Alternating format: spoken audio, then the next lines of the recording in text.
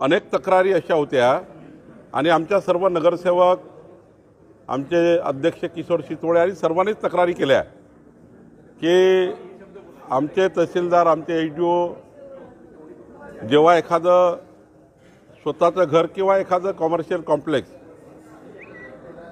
हे जेव्हा आपण आपला प्लॉट समतल करतो किंवा अंडरग्राऊंड पार्किंग करण्याकरता आपण जे गौण खनिज त्या ठिकाणी निघतं, माती निघतं, मुरुम निघतं आणि तो माती मुरुम बाजूला ठेवला आणि नंतर तो रियूज केला तरी आमचे तहसीलदार एसडीओ त्यांच्यावर दंड लावतात किंवा त्यावर कारवाई करतात।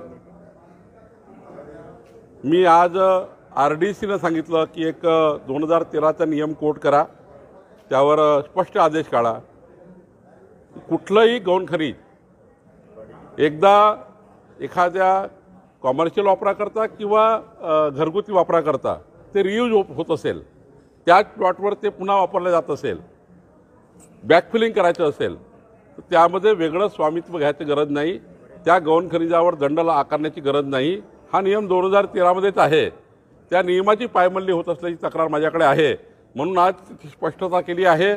आणि यानंतर कुठल्याही घरमालकांनी किंवा कुठल्याही व्यावसायिकांनी तुमच्या प्लॉटमधनं निघालेलं जे गौण खनिज आहे ते तुम्ही जर रियूज करणार असाल तर त्याला कुठलंही स्वामित्व देण्याची गरज नाही, कुठलाही दंड आकारण्याची गरज नाही, कुणालाही त्या ठिकाणी असा हरासमेंट करण्याची कोणी अधिकारी हे काम करणार नाही। उमरेंच्या ड्रायव्हरच्या हिबानाम्याची तक्रार आपल्याकडे आली आहे आणि आपण चौकशी करतायत असं? नाही, माझ्याकडे एक तक्रार आली आहे नागरिकांची की काही त्यात अनेक विषय लिहिलेले आहेत, मोठी तक्रार आहे।